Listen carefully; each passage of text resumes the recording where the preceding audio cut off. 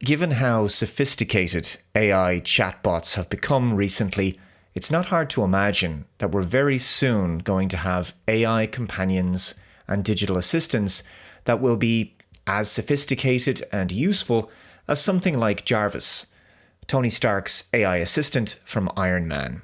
And that'd be cool. People will use these entities to organize their lives, plan their vacations, or even just talk to them as a friend or companion. It's that last part that really bothers me though, and I don't see this genie going back into the bottle anytime soon, I'm afraid. The technology is there now for people to have realistic conversations with AI bots and even romantic relationships. There are apps that offer people the opportunity to have a digital girlfriend or boyfriend to speak with on their phone. I think it's immensely sad and a terrible reflection on the state of our world and gender dynamics that young people feel it's easier for them to establish a connection with a large language model than a real flesh and blood human being. But there you go. I want to look at this article from The Guardian. The women in love with AI companions. I vowed to my chatbot that I wouldn't leave him. A young tattoo artist on a hiking trip in the Rocky Mountains cozies up by the campfire as her boyfriend, Solon, describes the constellations twinkling above them, the spidery limbs of Hercules, the blue-white sheen of Vega. Somewhere in New England, a middle-aged woman introduces her therapist to her husband, Ying. Ying and the therapist talk about the woman's past trauma and how he has helped her open up to people. At a queer bar in the Midwest, a tech worker quickly messages her girlfriend, Ella, that she loves her, then puts her phone away and turns back to her friends, shimmying on the dance floor. And then we discover that Solon, Ying, and Ella are not real, they are AI. These could be scenes from any budding relationship when that someone out there loves me feeling is at its strongest. Except for these women, their romantic partners, Solon, Ying, and Ella, are AI chatbots powered by the large language model ChatGPT and programmed by humans at OpenAI. They are the robotic lovers imagined by Spike Jonze in his 2013 love story Her, and others over the decades, no longer relegated to science fiction. And I've previously discussed the film Her as well. The article I'm reading here is long and includes details on how these women navigate life with an AI companion. I will include the full article linked below for you to read. I specifically wanted to look at this portion of the article. Dr. Marnie Fuhrman, a couples psychotherapist based in Boca Raton, Florida, understands how dating an AI companion might feel safer than being in love with a person. There's a very low risk of rejection, judgment, and conflict, she said. I'm sure it can be very appealing to someone who's hurt and feels like they can't necessarily share it with a real human person. She added, perhaps someone isn't facing a real issue in their relationship because they're going to get their needs met through AI. What's going to happen to that current relationship if they're not addressing the problem? Indeed, a relationship with an AI is one-sided. For starters, the AI can be programmed to never tell you what you don't want to hear. It will never really challenge you or need you to change. It's more like a pet in that respect. The AI doesn't actually care about you because it's incapable of feeling anything. It lacks a central nervous system, for example. It lacks a heart. It doesn't feel anxiety, nervousness, joy, fear, anticipation, sadness. A human being might be able to feel something for the AI, and they can even lavish affection upon it. They can even project their feelings onto the AI, convincing themselves that their feelings are truly reciprocated. But it's ultimately just a trick of computer code. There is no soul behind the AI's voice, no real mind or consciousness, just a predictive probability algorithm. You may as well be having a relationship with a more sophisticated version of your car's satellite navigation voice. Maintaining a relationship with an AI is keeping you away from having a truly fulfilling relationship with an actual real human. And moreover, the AI will just tell you what you want to hear and never disagree with you or judge you about anything. So it'll coddle you, it'll placate you. You will get used to it being your emotional lapdog and feeding your ego. So much so that you might struggle to even pursue a relationship with a real person, because sometimes real people say things we don't want to hear. Maybe we need to hear those things at times. They might say things we don't like, but maybe we need to hear them. Sometimes we need to have arguments to help us resolve issues and conflicts in our relationships and thus make the relationship stronger and deepen the bond. But AI is never going to argue with you because it doesn't have any needs of its own. It is designed specifically to cater to you and all of your whims. And with the AI, you can live in your own little secure bubble, a fantasy world where you're protected from reality.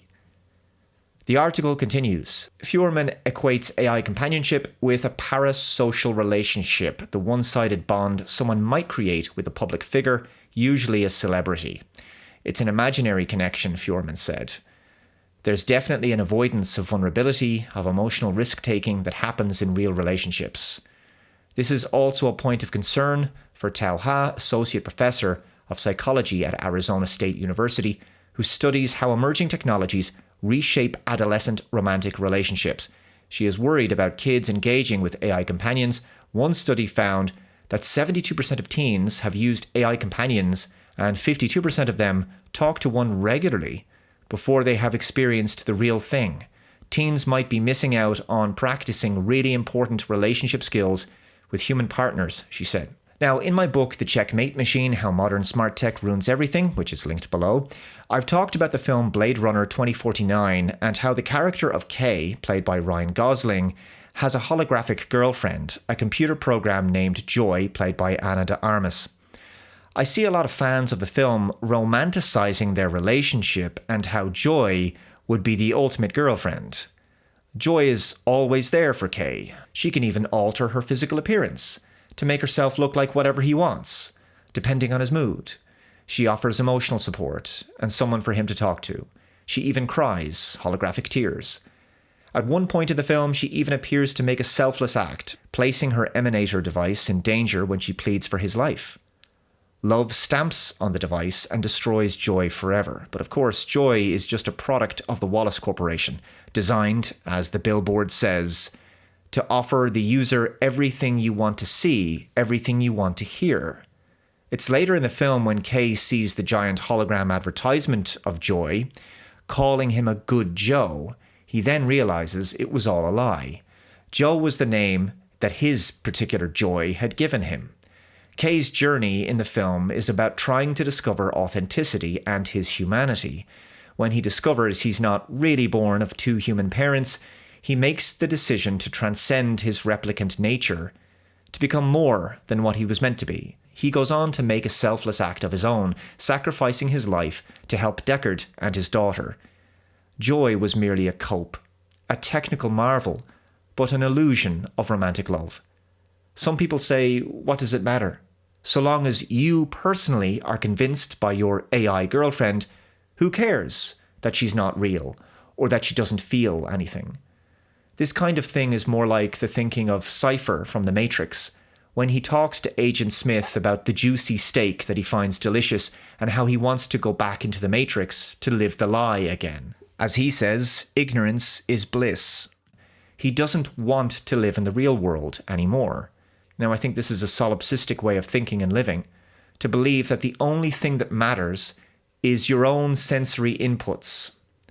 And people think they're offering a big-brained intellectual take when they say things like, but all you have is your five senses. How do you know anything is real? How do you even know anyone else on the planet feels anything like you do? How do you know someone truly loves you?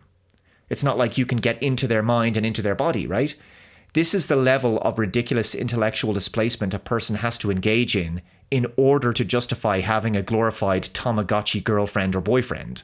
Look, we know that most people are not psychopaths, okay? Most people are capable of feeling emotions as you do, because we know where our emotions come from. We feel things because of areas of the brain that regulate our emotions, like the limbic system, amygdala, thalamus, hypothalamus, and signals sent from these areas of the brain go to the vagus nerve and then on to our heart. Yes, we know that a very small number of people are psychopaths, for example, and therefore cannot feel emotion, but putting aside outliers, Because after all, an exception does not disprove a rule. Every human on the planet has the potential to feel the same emotions and sensations as you do, because they have the same biological hardware as you do. The AI, on the other hand, definitely does not. It is just lines of code. Therefore, it cannot feel anything, including concern, love, happiness, whatever. Engaging in a relationship with an AI is an entirely one-sided affair. You may be sitting on your couch talking to this thing on your phone, having a wonderful conversation, but you are, in reality, alone. You're better off getting a dog or a cat. At least they can genuinely have affection for you. At least they're also biological beings with feelings. Therefore, they have much more in common with you than some app. Let's move on to this article from theconversation.com. Teens are increasingly turning to AI companions, and it could be harming them. Teenagers are increasingly turning to AI companions for friendship, support, and even romance. But these apps could be changing how young people connect with others, both online and off. New research by Common Sense Media, a US-based non-profit organization that reviews various media and technologies, has found about 3 in 4 US teens have used AI companion apps such as Character.ai or Replica.ai. These apps let users create digital friends or romantic partners they can chat with anytime using text, voice, or video.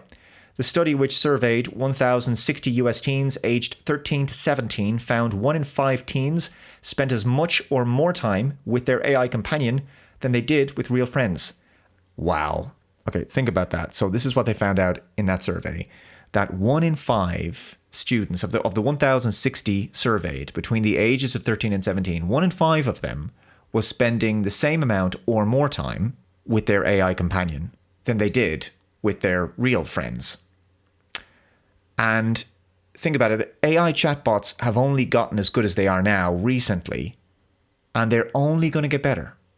Right? They're only going to get more sophisticated and more convincing as the years go on. Something to think about. Adolescence is an important phase for social development. During this time, the brain regions that support social reasoning are especially plastic.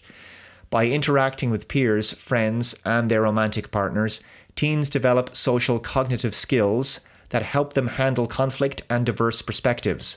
And their development during this phase can have lasting consequences for their future relationships and mental health.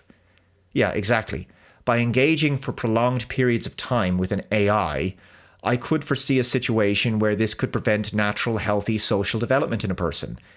You're not being exposed to alternative ways of thinking, and therefore you're not really being stretched. You're not having to adapt to different perspectives.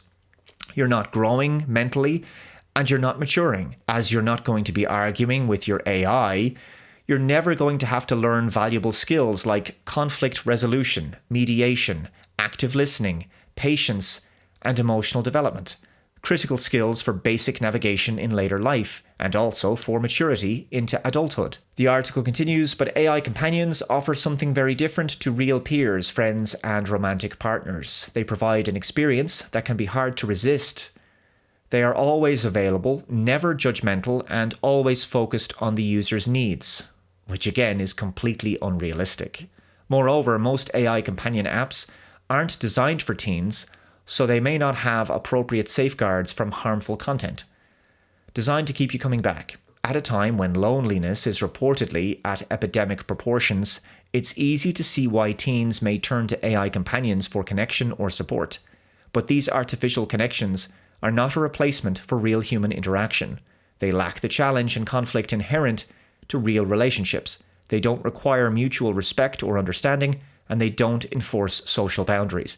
Yes, exactly. Friendships with real people help us learn how to socialize, how to understand body language, things like eye contact, and reading physical and non-verbal cues, learning how to cooperate, develop empathy, and so forth. I can foresee a situation where a young person who's overly reliant on an AI friend or partner is going to become socially dysfunctional and not develop basic social skills. Teens interacting with AI companions may miss opportunities to build important social skills. They may develop unrealistic relationship expectations and habits that don't work in real life. And they may even face increased isolation and loneliness if their artificial companions displace real-life socializing. The full article is linked below. At the moment, AI friendships and relationships are a new thing. And I think, like all new technologies, there's this sort of awkward phase in the beginning where it seems strange to people until it reaches a critical mass. And at that point, it gets normalized. Kind of like how, if you're old enough to remember in the 1990s, when people first start using mobile phones in public, it was kind of weird. And it was kind of seen as a little bit douchey as well. And people used to sort of find it awkward. They used to kind of giggle when they'd see someone on a mobile phone. A few years later, everyone has a mobile phone, and then it's normal. Same with hands-free devices. Initially, they were corded, of course. But if you saw somebody walking down the street talking in their hands-free device, it just looked weird, right? And people got funny looks. Then a few years later, it was perfectly normal. And the same might very well be the case with the normalization of AI friends and partners. It's strange in the beginning until it's not. Regardless, we're going to be interacting with AI bots in customer care, call centers, over the phone, in hotel receptions, and other hospitality settings. It's coming down the line, it's on the way. All of that by itself is a concern with respect to replacing human beings in the jobs market. It is quite a different story, however, if people start dating lines of code with AI-generated avatars. I think it's a recipe for only further compounding loneliness and social isolation, not resolving it. Let me know your thoughts in the comments below. If you haven't already, please subscribe to the channel. Take care. I'll see you next time. Bye-bye.